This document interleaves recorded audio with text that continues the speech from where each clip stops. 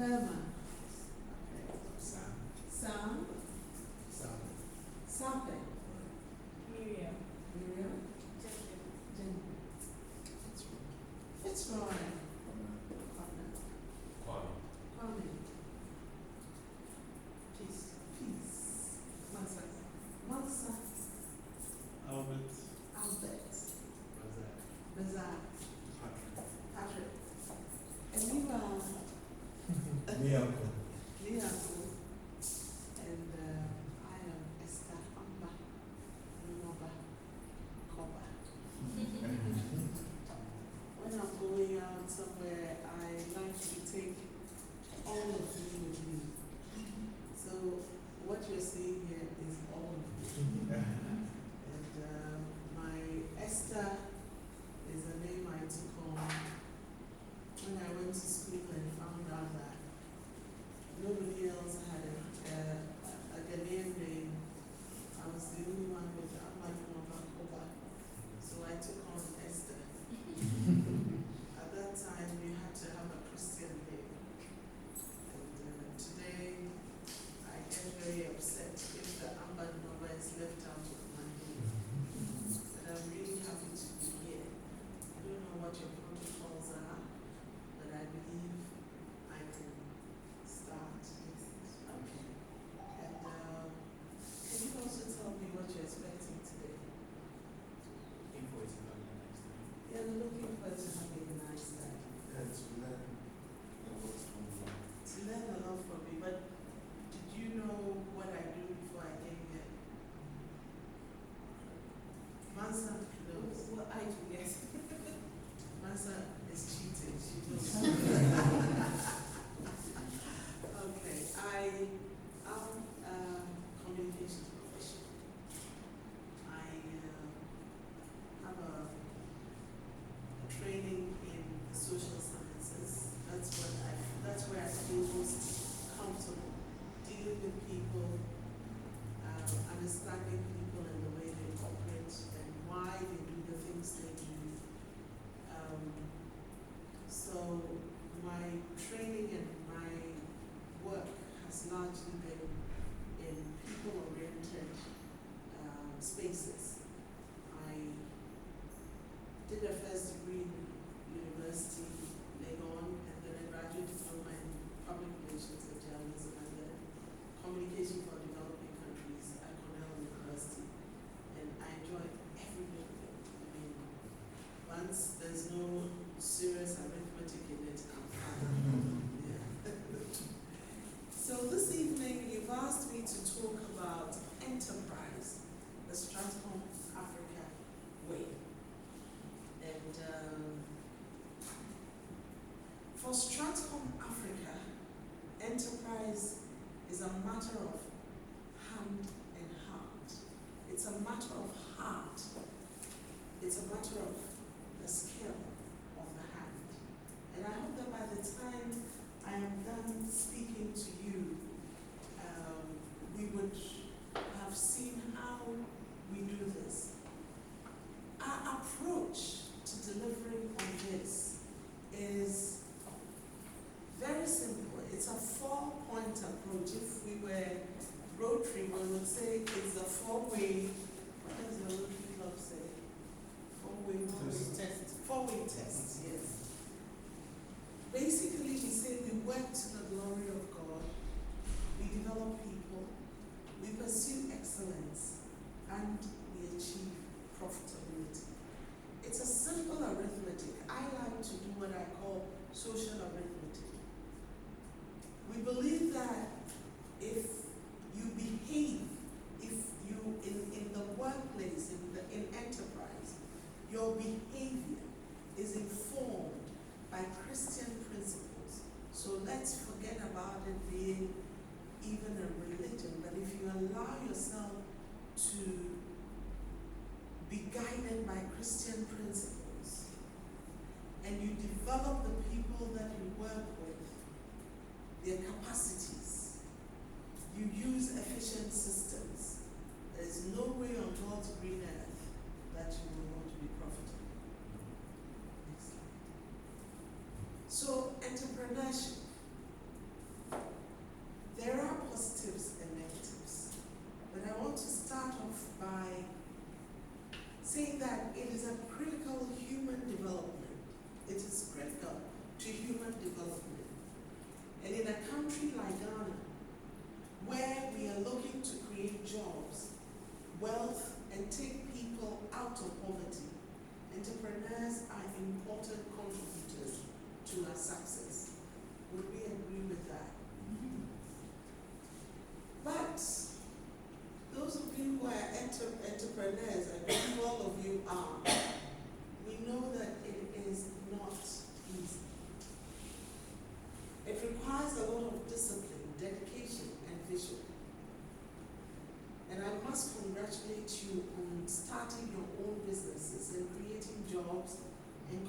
contributing to the development of this country.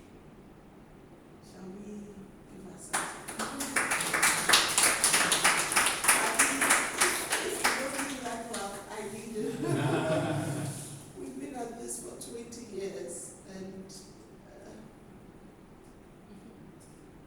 you know that wherever you are in developing your enterprise, you cannot ever rest on your oars.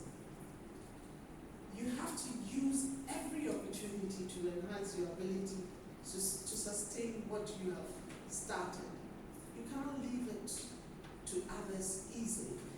Even when you're leaving it to others, you're responsible for ensuring that you leave it in capable hands. So in a sense, you don't leave it to others.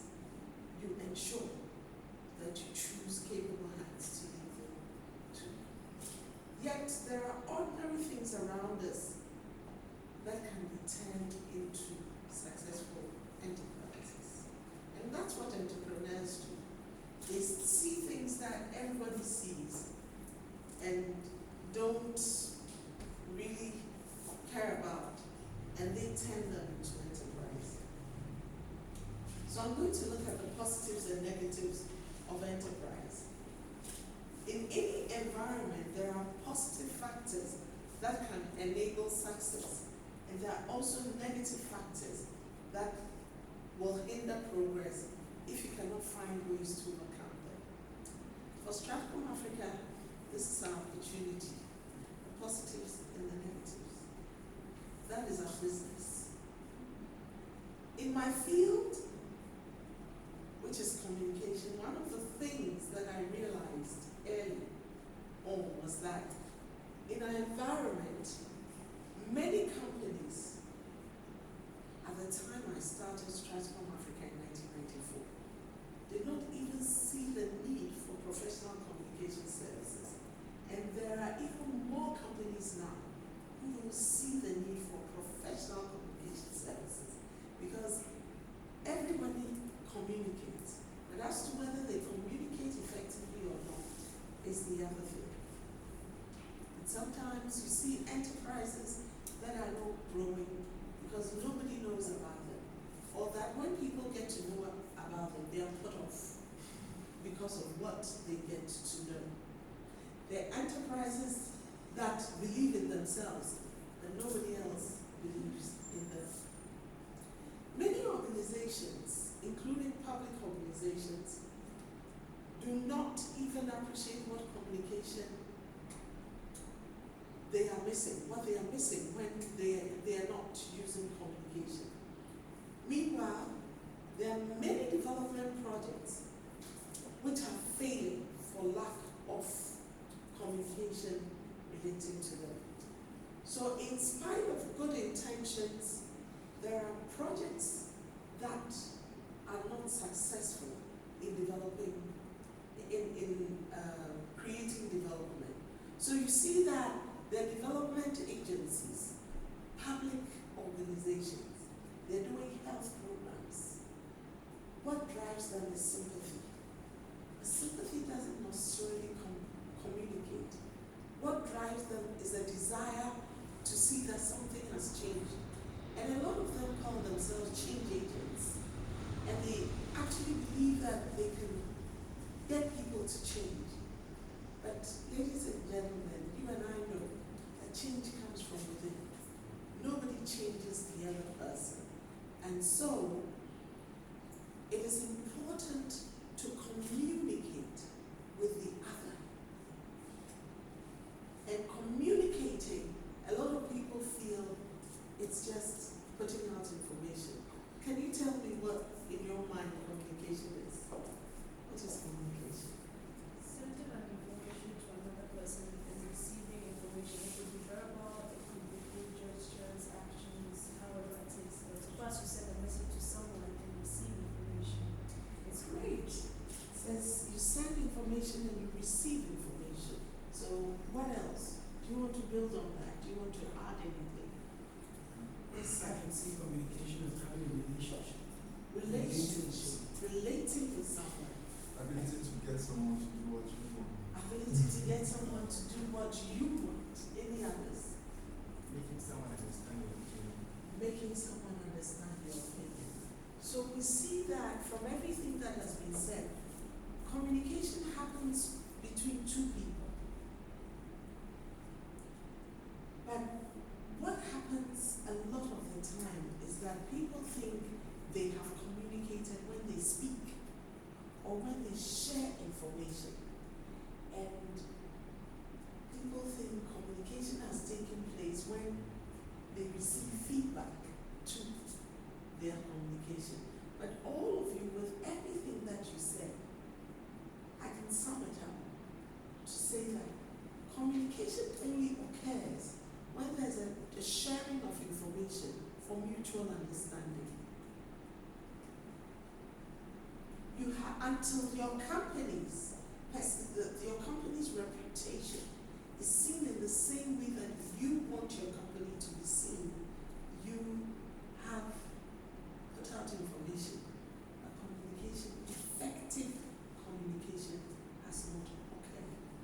So husbands and wives are fighting, siblings are quarreling all the time because communication has not occurred. And I like always to take this lesson for Jesus Christ. He went to talk to fishermen. He could have said to them, come, and I'll make you architects of salvation. But he says, come, and I'll make you fishers of men. Because he wanted to resonate with them. And that is what we do, because we find that a lot of companies do not pay attention to these. Perhaps most of you here have not even given any thought to what communication can do to advance your business. A lot of entrepreneurs focus on things such as capital. Capital, that is the capital. The capital with a capital C is at the center of your business. But what are you taking the capital for? You're taking the capital to evolve or develop something that has to be used among people for that capital to grow.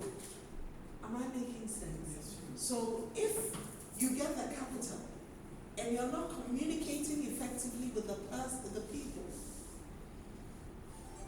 for whom you're going to use the capital to produce things, what is the value of the capital?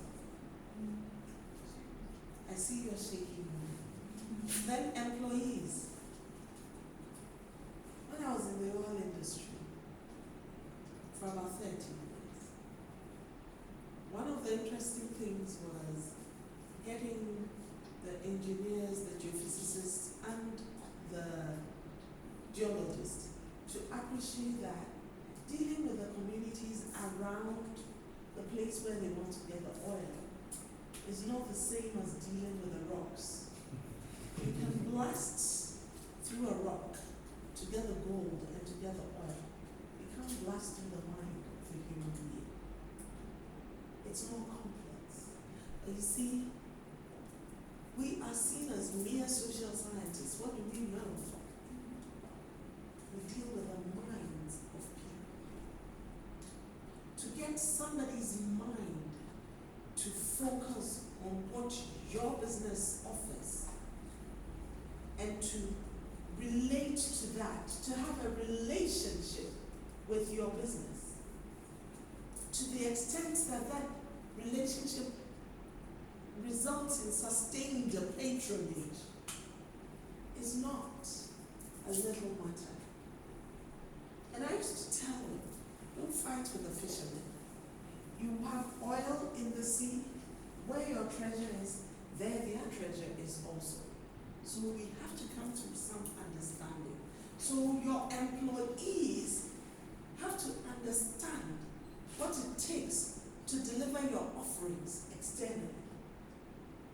And then they become your channels for delivering your offerings. So there's a complex set of layers of communication needs that in the end makes your capital work for you to have your return on your investment. Customers and clients. They say customer is king. Customer is king. However, if you don't understand your customer, you can be selling, you can be advertising, you can be doing all you want. They will come and they will go. Have you stopped to think that all those constituents of your business have to be communicated with in appropriate ways and in different ways? Whether it's a bank manager, your customer, or your own employees, there are communication issues. If you do not address them, they can lead to failure. So whether you want capital and you're going to your bank manager, there's a way in which you should communicate with them. If you're trying to get your employees to work in a certain way, there's a way that they have to be communicated with. And if you also have to deal with your customers, they also have to be communicated with in a certain way. You need professional expertise to get that done. There are negatives out there. A lot of businesses don't understand this. A lot of businesses also understand it. So that's our business. We took the negatives and the positives relating to the operations of organizations and we turned that into a business. Let me give you some recent examples and let me dramatize this issue for you. You remember that a few years ago, the Chief Executive Officer of BP, Mr. Tony Hayworth, lost his job because he was considered as lacking communication skills. Do you know that? He did. BP was responsible for a major oil spill off Mocondo in the Gulf of Mexico. At that time, he apparently wanted to go on a little cruise or something. And he left and he went and he was heard to have said he can't wait for this issue to, end so that he can get his life back. BP's handling of this accident created serious issues for them. Their crisis communication approach failed them. BP's stock price suffered, and the very survival of BP was under threat. A lot of their, images were taken and bastardized.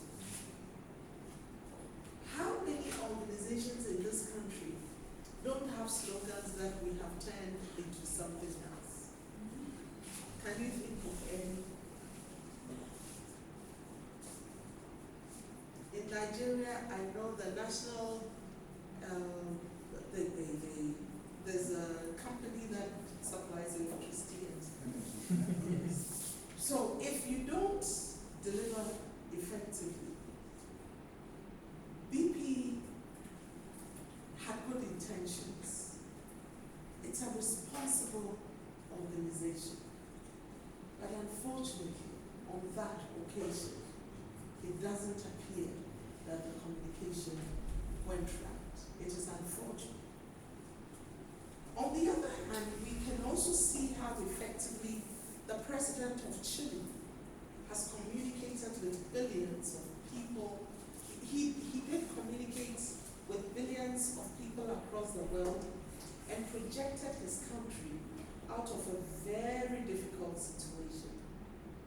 Remember when the Chileans, about 33 Chileans, were trapped in a collapsed mine for 69 days.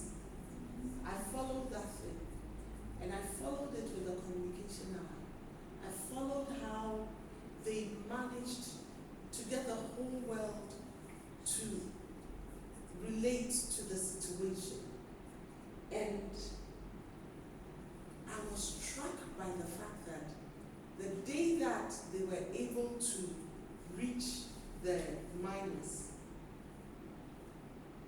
before they came out, they were given media training.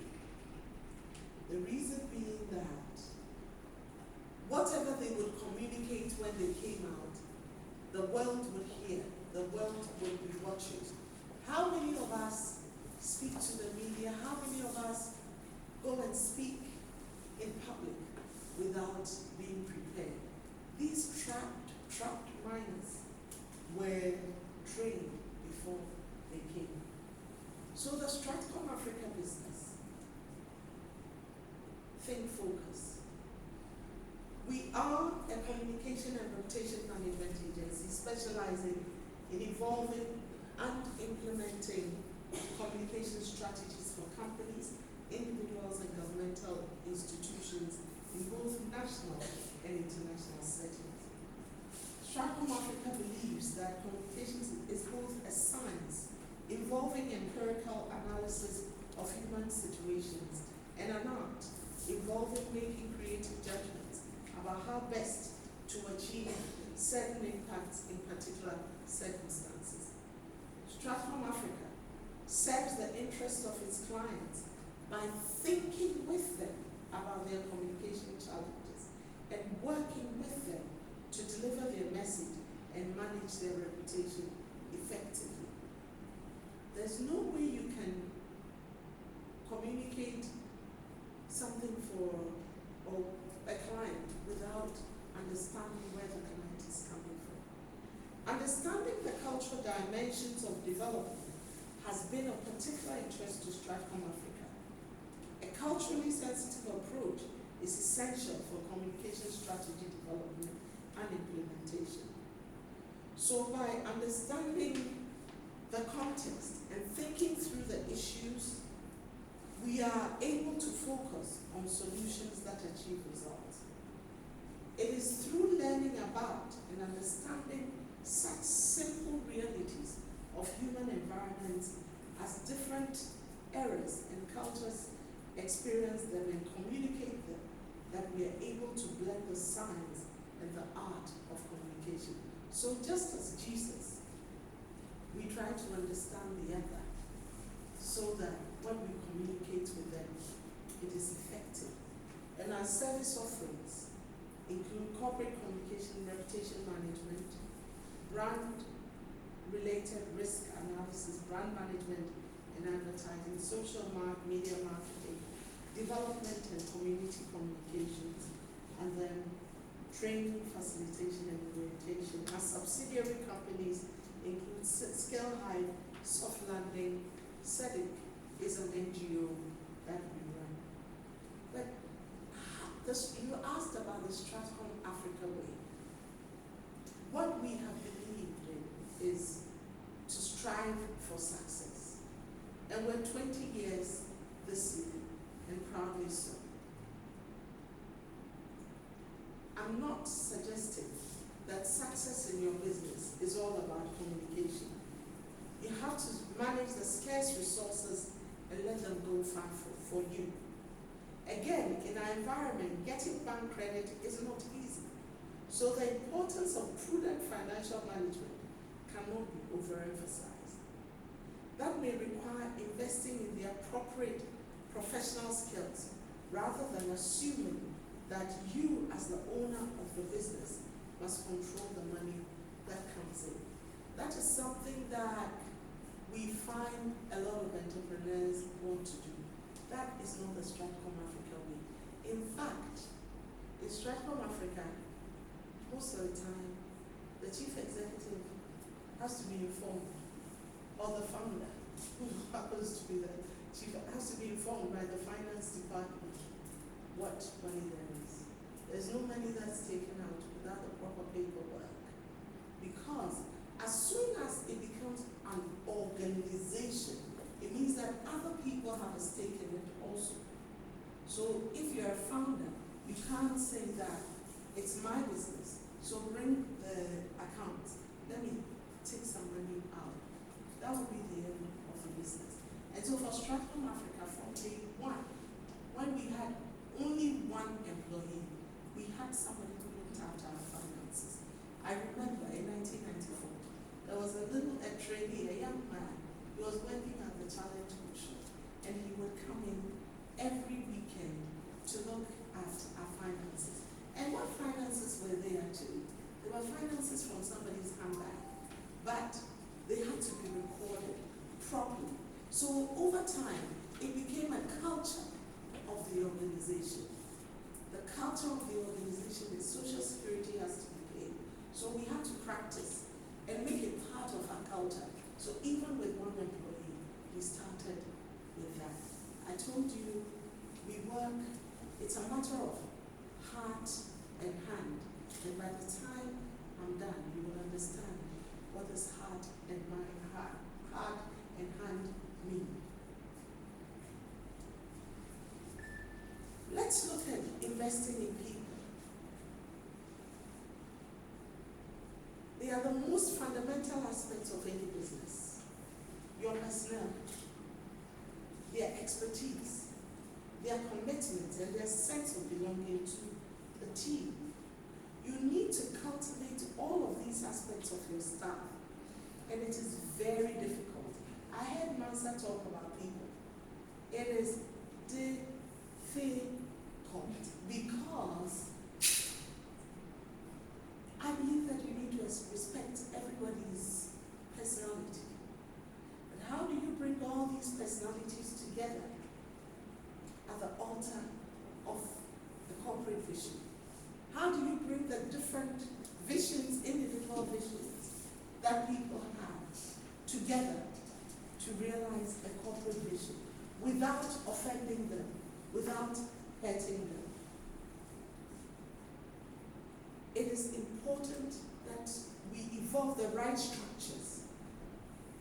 You have to have your conditions of service. You can't take things for granted. From day one, you have to invest in that. We've been around for 20 years. We still grapple with people issues because even God who created us is still grappling with us in his creation. And I guess the Garden of Eden was very peaceful, and God used to go for walks in there until he put people in there. If you are an entrepreneur and do not see the development of your staff and the creation of a congenial work environment for them as vital for your success, you are not likely to last. You need to pay attention to them. That's why we say internal people. As you may already be realizing, many employees, whatever the paper qualification they have, still need their skills fine-tuned for the particular work that you have engaged them to do. You don't assume that they know. In fact, they come in and very often feel that they know. But as I tell staff who come to Stratcomm Africa, our work is like a surgeon's work. The more you do it, the more experienced you become. So you come with the theory, and then we work together to put it in practice. We need to recognize that. Then I want to talk about technology. Remember I said we pursue excellence. Even though these days technology is available to help you to pull together information about how your business is performing, to make appropriate decisions, to stay on course, we see that to be globally competitive, effective use of technology is crucial. So we have to invest in technology. It is not just a matter of buying computers. It involves investing in the relevant professional expertise. What I have found, for instance, is that these days, many people type. In my time, typing was a course that you took. In my school, you either took typing or French. And I keep saying, oh, I wish I had not done French and had done typing. But you will see that you buy the computers, but you're not getting all that you need because the people have to be trained to be able to use. Somebody has to come and assess what you need computers for and train your people to use the computers to bring value. Am I making sense? But we flood our organizations with computers. And when we write our CVs, MS 10, and Windows 45, Twitter 20, we have all that. But when we are put behind the computer, so we shouldn't only invest in the technology, we have to invest in people's capability to interface effectively with the technology. And in communication, I'll tell you that every technology has its own culture. So you need to integrate the culture of the technology into the people and the people into the technology. There's a joke I tell when telephone, what do you call it? Home messages. No, not the whole message. When you call somebody, yeah, voicemail. You can have a brother or sister that you speak fancy with. They call and the phone says, "Hello, you cannot come to the phone at this time." Then he says, "Oh, I was calling to tell you this is somebody that does not speak English with you normally." They assume that the culture of that technology is English. Sometimes you hear, "Hey, Obi Kasao." It's me again.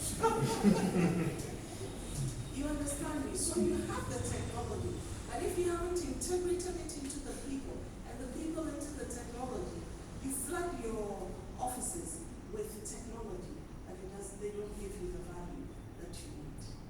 That's something that we have tried to be very conscious of. It creates frustration for the company and frustration for the staff. Planning. All the elements that I have spoken about need to be harnessed through a plan that you develop for your business.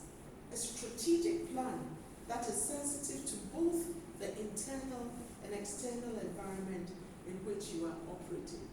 You know, a lot of entrepreneurs have the plans in their minds.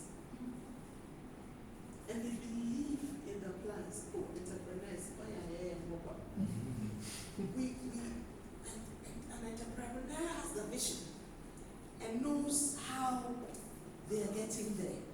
But sometimes when you ask them to put it down in a plan, it becomes a problem.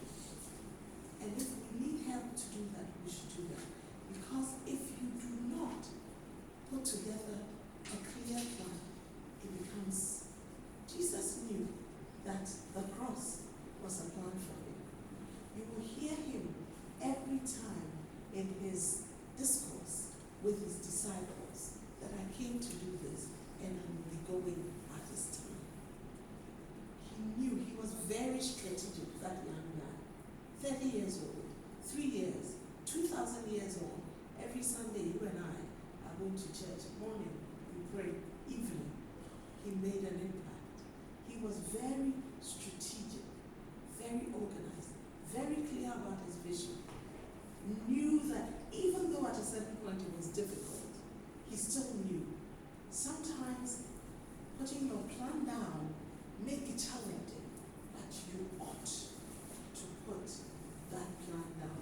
Because it is in putting it down that other people who do not have the vision or do not know may also buy into your vision. And you know, when you put your plan down, then you are more likely to identify other people who share your vision to work with you. And that is really essential. But when it is hazy in your mind, you bring people who are also hazy. And very soon, you take 10 steps forward and you take 20 back.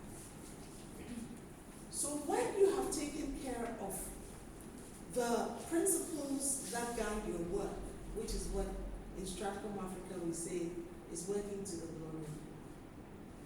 And where you've invested in people, built their capacities, where you have technology and planning, ensuring efficiency, profitability follows.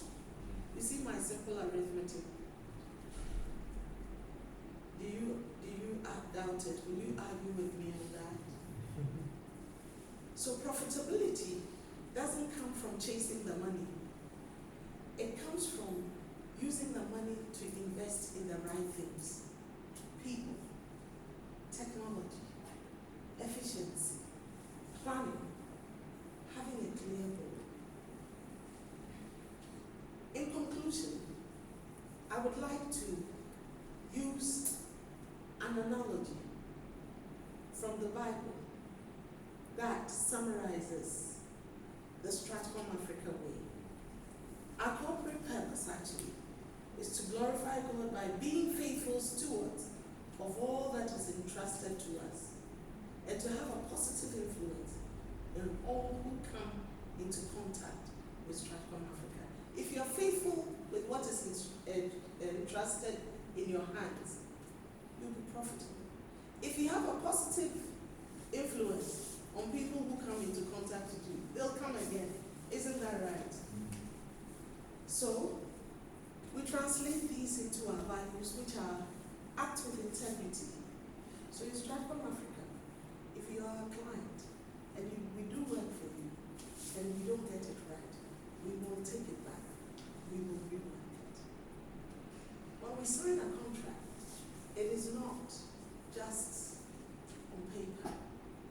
I sit and I know that if I lie to that person, they may not see. So in our office, we've always had the Joseph quotation, I will not sin against my God. You're sitting in front of your computer and nobody is seeing what you are doing. When Joseph was tempted, there was nobody else there. In fact, he left his shed, he ran and left no forwarding address. A lot of the time, like consultants, we are in our office, the client is somewhere. They don't see what we're doing, but God sees what you're doing. Like Joseph, it's not about just the client. It's about our relationship with our Maker. And I say it all the time to staff members, if you come here and you're able, by God's grace, to work to the glory of God, HR can forget about their appraisal because you're working to heavenly standards and not to earthly standards. And people say, but this is the workplace. Well, it is, but my Bible tells me that I'm created in the image of God. And when I'm coming to work, I don't take the image out and put it at home. I bring it to work. I sit in the taxi with it. So I cannot help it. It's part of me. And it has to be at work. And if you think that it's all difficult to do, believe you can, because you can do all things through Christ who strengthens you. We call on him regularly to give us the wisdom. We actually pray for uncommon wisdom, because sometimes it's tough, it's hard, it's very difficult to live in accordance with the purpose and the values that we have set for ourselves. Next slide. Next slide. So, as I said, I would like to conclude with an analogy from the Bible that summarizes the fundamentals of the Stratcomm Africa way. We read of David shepherding his nation Israel with integrity of heart and leading with the skill of his hands. If you have integrity of heart, people will keep coming back to you because you work with professional integrity. So forget about the Bible, that's mine to read. We're talking enterprise. But that is a textbook in which you find so many things. In Stratcomm Africa, every manager has a leadership Bible. There are principles in there. You may not believe what's in there, but read it and read it. Integrity of heart means professional integrity. And tell me one company that does not want to deal with an organization that delivers with professional integrity. Do you know why? A skill of hand. They want competence. If you are competent, they will deal with you. And that's why we remember David. It's as simple as that. Skill of hand. You right tools, learning, professionalism, dexterity, as you encounter different situations and navigate your way through them. But above all, integrity of heart. This is about vision. This is about honesty. It's about fairness.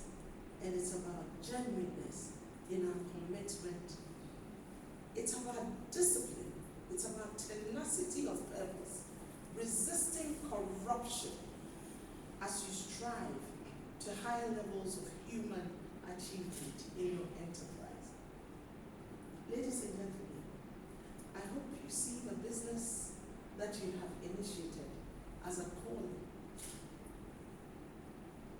a commitment of your whole human essence, which is why it must combine heart and mind. This is the Stratcomm Africa way. This has been the Stratcomm Africa way for the past 20 years. And this year, we're telling our story. We believe our story of an enterprise began in Ghana, now firmly established, with firm roots in Ghana and spreading out, is your story too, and will be the story of many others. This year we have launched a campaign, our story, your story, and we have been interviewing, using our communication skills, writing up stories of entrepreneurs in Ghana. A number of media houses have agreed to partner with us, and I think in a week or two, we will actually outdoor it, and we will put stories of the entrepreneurs in the newspapers for other people to read. That is what we are offering to entrepreneurs now and for future entrepreneurs. God bless your integrity of heart and the striving of your hands. Thank you so much for inviting me to share, and thank you for your attention.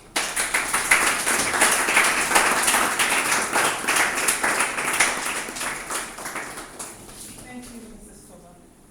She'll take some I'm questions. actually Miss Coba. I use my maiden name. My husband allowed that, but I wouldn't be married to my brother for anything. So I'm Miss Coba. I'm sorry. Yeah, I use my maiden name. If anybody has any questions for Ms. Koba. Thank you very much, madam. Thank you for class. I do have a question for you in the area of human management. You've run the company now for 20 years. Could you give us an idea of the turnover, staff turnover in the past 20 years? I have always said that if for nothing at all, running Stratcomm Africa has enabled me to understand human nature a lot. Staff turnover is and remains a problem, an issue. Like Jesus, you dance and they will dance. You weep and they will not weep with you. But I believe that the more interaction you have with that kind of situation, the more you strengthen your organizational systems. Because processes, conditions of service, and all that are made to manage people.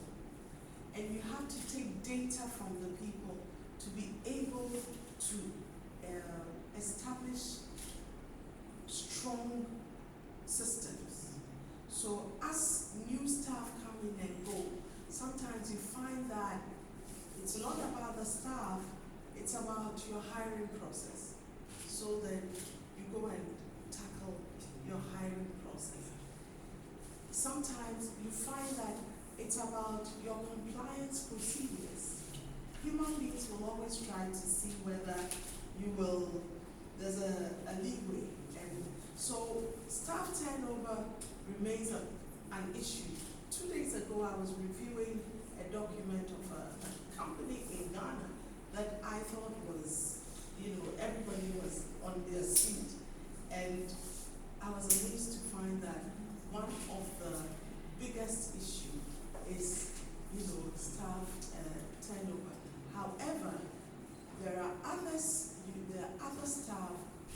you see for them where they are is where they want to be. You focus on them, you make them strong pillars, and you find out what it is that makes them continue to be, and see whether that resonates with other staff as well.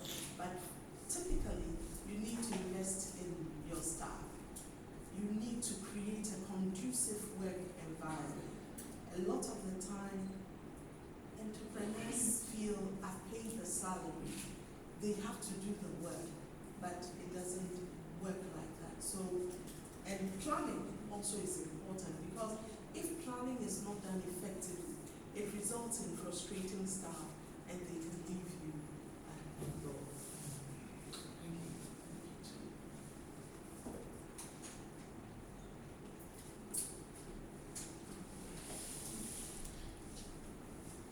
I would want to know some of the challenges that you face for the past 20 years. Challenges I faced, it starts with a lack of appreciation of what communication is.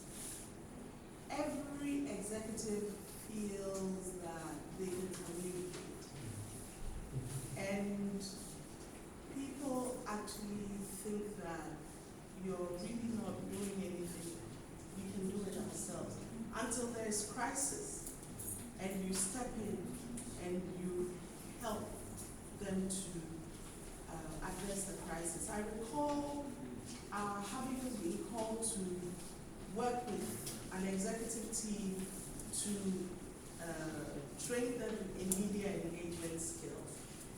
And they told us that at that time I was traveling, and they said they really needed it, so I flew back home.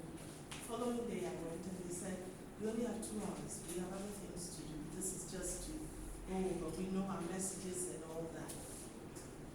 After 45 minutes of interaction, the MD stopped me and asked me, Madam, are you available on Saturday? I said, no. Why? He says, I now see that there's a difference, and I need you to spend a whole day with us. That is a critical difficulty. The second one is a lot of what you offer as a service organization is intangible. When they pay the money, they don't see a table. What we do is gone in the mind. So they ask themselves, what have we paid for? Except, and you see, until we get very much into the knowledge economy, knowledge-based economy, people do not appreciate what, but it's improved and we're getting there. Also, competition makes people respect, communication, etc., etc. The other challenges are also just evolving as a local organization. The Made in Ghana is not only in goods. I am made in Ghana and proudly so. In fact, that is why we are projecting the Ghanaian entrepreneurs. I went to school in secondary class. I went to Commander N.A. Primary. Ended up in Mofretro, Wesley Girls, 7 years senior prefect. Cornell. I was in Commander. She has been to my hometown before. I am made in Ghana. And I believe that employees need to respect Made in Ghana organizations and make it their aim to invest, because the organizations that are made elsewhere, their citizens believed in them and worked with them for them to become international. That is the other. We need to respect what we have. And then, of course, there's the financial, do you take a loan? But if you're very careful, you can run for a long time without taking those loans by sacrificing. Entrepreneurs, we have to sacrifice and put back money that we earn, and something for the longest time, I wasn't on the salary. I was on an allowance. I was happy to see that the staff were paid because I was looking ahead. So those are, and then of course, the big one is people issues. Getting the right, right people, not only in behavior, but also in technical capacity. And you need to invest a lot of money in bringing up their capacities and also working with them to evolve the culture that is workable for the industry. All these are very, present and amazing, difficult challenges that we have to. Sometimes some of the state policies are also hard to swallow, but that's what makes us entrepreneurs. I'm curious to know how you develop your organizational culture, because people, as you said, has been an issue. How did you develop the organizational culture? Because I know every organization's culture is different. I believe I use the traditional Ghanaian method. People feel that branding and brand values and all that are foreign. They're not. I come from Commander. I belong to Miakwanyani. A corner, we have a staff with a brand identity. And when I'm greeted, I know how to respond. So these brand elements help to shape the minds of our employees. For instance, in Stratcomm Africa, people come there and they are amazed. There's so many things that are African there because I wanted us to be rooted. And so you use tangible approaches, elements, and they're intangible to work together. And then you have processes and procedures that help the people to develop the culture. Just as if you are a Ga, there are processes that you go through when you are born into a Ga family that makes you evolve a Ga culture. So as soon as you are born into the Stratcomm Africa family, you have to go through orientation and all that. And we even start before that. The design of our, and this evolved over time, of our interviewing processes help to identify people who will not struggle, who will not have a severe culture shock when they come into Stratcomm Africa. Because if you've developed in a certain culture and you go into another culture, sometimes you can have a culture shock. Or when you have the culture shock, you have to have ways of bringing it back. So your systems, your processes, your general environment, your brand architecture, your messages, all of these, your HR processes, facilities, all of them come together to evolve a culture. You will see that it is not in our culture to wear winter coats here, but it is in the culture of others to wear winter coats where they are. So the context even has implications for the kind of culture that evolves. But culture is dynamic. It's not static.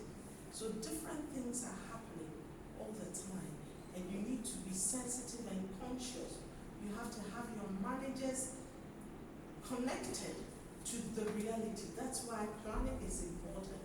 And you do your SWOT analysis, you do regular reviews of the context to enable you to influence your culture as things evolve in your context. Is that? A little bit on the same line. Aside from Ghana, where else do we have Stratcomm in Africa? And are you also heavy on culture in these new places?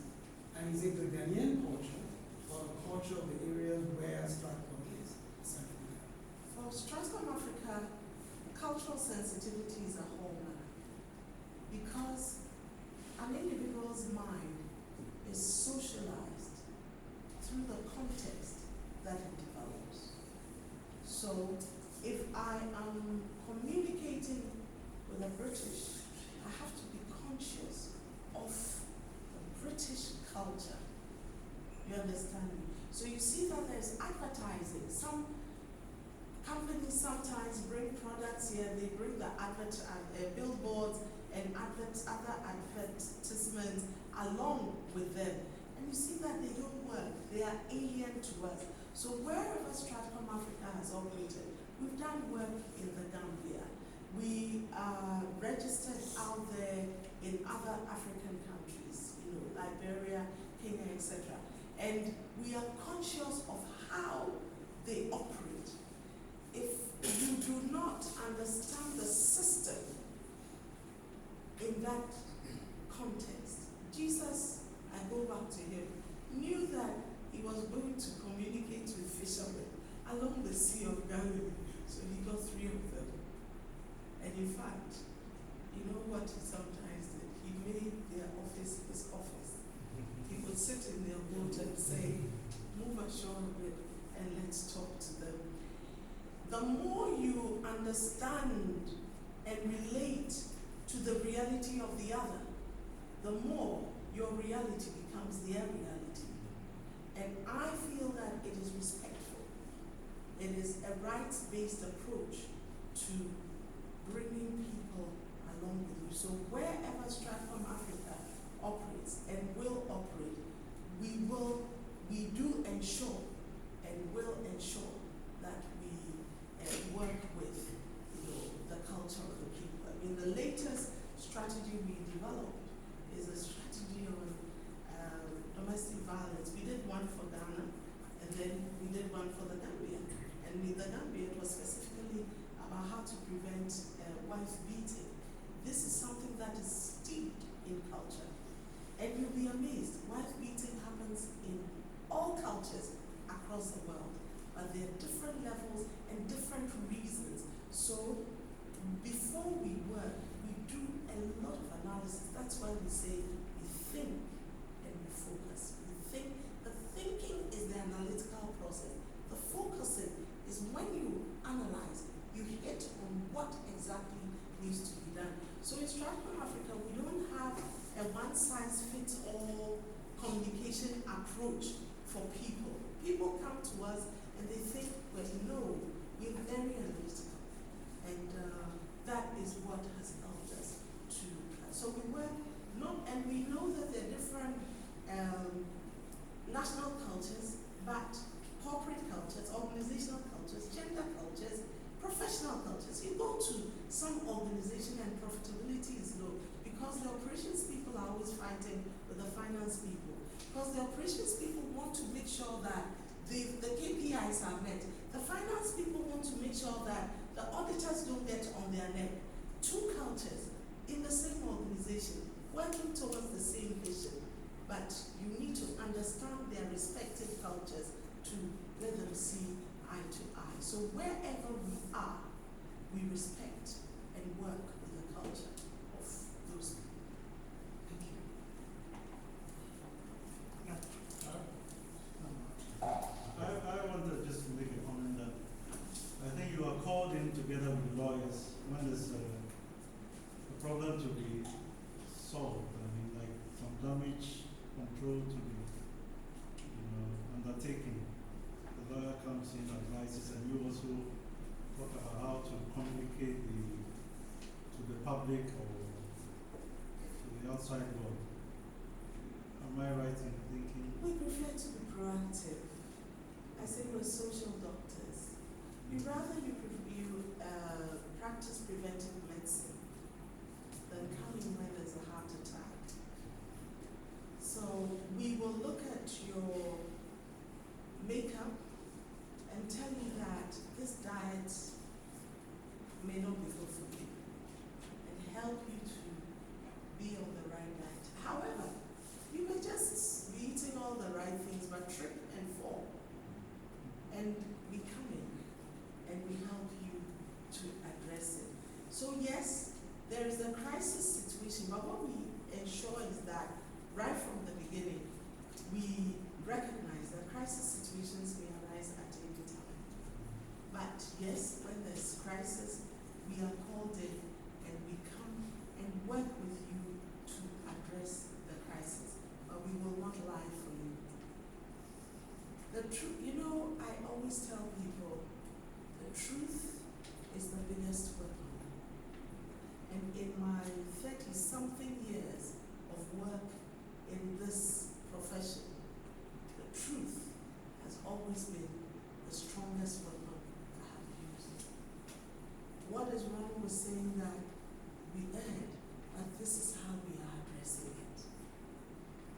We erred, and we regret it, and we've learned good lessons that will make us stronger going forward. What is wrong with that? The truth is your biggest weapon. The truth disarms your biggest enemies and adversaries. I can assure you with that from a professional point of view. Thank you. I think earlier on you shared about some challenges that you face in this 20-year journey. So I have two questions. I know you didn't mention, right, and we know that Stratcomm, you work a lot with the government agencies. On the contrary. Okay. Then I'll drop my first question because I was going to ask how the challenges when you talk about truth, because you won't lie for companies and all that, and how you project that into. So I'll drop that. Second one, and while we celebrate Stratcomm, and you talk about how you're helping to actually celebrate all entrepreneurs and what they've built, the enterprises that they have built over the years, we see a lot, or we don't rather see that local businesses, some of which we're celebrating right now, they don't go into second generation, they don't outlive the founders and all that. What particularly is Stratcomm doing, and probably advising also other entrepreneurs to do what they're doing? That's a very serious issue that we recognize in this country. That is one of the reasons why we're doing our story, your story, because, and your story means that what you see in an Stratcomm, what you see in an Abuabing, Mr. Abuabing, what you see in Efa, and whoever, Mrs. Villas, is in you. It can be your story too. So we're using that to strengthen people's confidence, entrepreneurial confidence. We've actually been to the business school and we've spoken to them and are getting ready to share these stories with them so that they can be used as case studies in our business schools, because it turns out majority, or I think all, our case studies are from outside. How can we believe in ourselves? So when somebody has done it, then it looks like, it's like, you did it, I can't do it. So it's like you're special. So that's why we're doing our story, your story. And another thing that we try in Stratcomm Africa to generate, it is difficult, but we are working on it. And one of the people that we're working on this with is me, sitting here. He's heading Skill Hive now. Skill Hive was hived out of Stratcomm Africa. Skill Hive undertakes training for executives, for staff. We do orientation, facilitation, and all that. More and more as we worked in Stratcomm Africa, we saw that we're getting a lot of training requests. And by God's grace, because of the excellence that we show, people want to be identified with what we do. So we evolved Skill Hive. It's intrapreneurship. So he has been tasked, he's been given all the support. He has a board. I don't sit on that board because he has exhibited an entrepreneurial spirit. Because he came to me and said, Auntie Esther, I want to be involved in this. And so we discussed, and it's up to him now to. So sometimes it is difficult, but I say, me, you will do it. And I encourage him, and I share my lessons with him.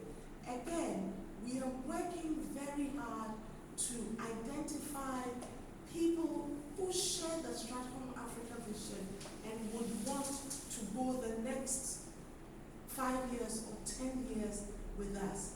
But most importantly, we are also ensuring that our structures are strong, so that the structures are not about individuals. God, in His wisdom, made the older people become weak in their legs and eyes and all that. So, as my auntie will say, used to say when I was younger, she would say, Mama, say, so nature itself requires that at a certain point you invest the knowledge that God has given you in other people. People ask me, you've been doing this for 20 years, do you have any regrets as some come and go? My answer is very simple. Like the biblical sower who went out to sow, I've cast out many seeds. Some have fallen on rocks, some on the wayside, some in thorns. You know what? I choose to learn lessons from those and focus on those that have fallen on fertile ground. And I keep going. And that is what I invest in the organization. And when I see that somebody has the desire, you see, sometimes you hire people, they don't have the technical capacity, but they have the desire to learn. They want to allow themselves to be challenged. So you work with them. They have a role to play. Look at Jesus' disciples. Peter wasn't the strongest in faith, but he eventually got the keys. Because Jesus knew that whatever happened, he would fall, but he would stand. So you identify different people with different capabilities and work with them. It's not easy, but we continue. And it should not be only in the mind of the entrepreneur. You share this on you infuse it into the organization. Samuel comes to the organization young, vibrant, very, eager. He has a desire to progress. So you want to progress, then you get tough assignments. And you see that he's happy that he has tough assignments. Linda comes and she sees Auntie Esther and she thinks, how nice. And I show her, Linda, this is the bitter side of it. So I test to see whether she will have the tenacity. But how do we do this? We infuse it not only in the Friday training programs that we do, but in the challenging assignments that we give to the individuals. And over time, you see that the organization is. So you have your policy, and then you have processes for ensuring that you are retaining and getting your succession planning effectively done. But on your other question, yes, we've worked for some state organizations like ministries and all that, but our work has actually tended more to be private sector, but for both of them, with government sector, it's largely development programs, maybe a new agricultural program or financial literacy, and we enjoy those because we are specialized in communication for developing countries, and we use anything from theater to paintings to whatever to communicate with different cultures. Madam, please. What makes one good communicator? Is it reading? Is it thinking? Tell us. We have one of our CSR programs is literacy and creativity. And a program under it is read it,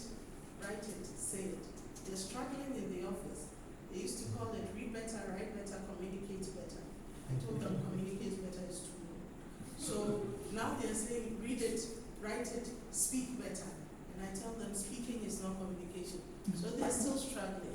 What makes a good communicator? I told you at the beginning, you told me and I summed it up, that effective communication comes from a sharing of ideas, of information, for mutual understanding. If when I'm leaving here, somebody says, what did she come and say? Oh, she spoke, she's eloquent, she can rap. So what did she say? No one is good. She talked. She kept her attention for 1 hour. So what did she say? I think she spoke about Stratcomm Story. I think she says they do. Yeah,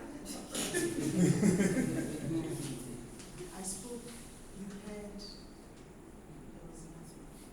But if when I engage you, you say she spoke about this, but for me, this thing that she said resonated with me, connected with me.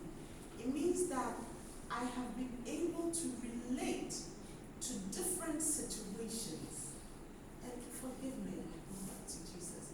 He called the 12 disciples from different stations in life, was able to communicate something that united them, challenged them, and grow them. So, if I asked you all what you've got from this, you will say different things, but you will see that if we analyze, there's something that is common. It means that I have communicated a common message to all of you. But then, when we break it down to individuals, you will see that there are sub-messages that each of you is taking away. Communication has occurred when what I say makes meaning, and when you play it back to me, it is what I meant you to believe or take away. So what makes one a good communicator is when the one is not speaking to themselves. Some of us like to hear our own voices.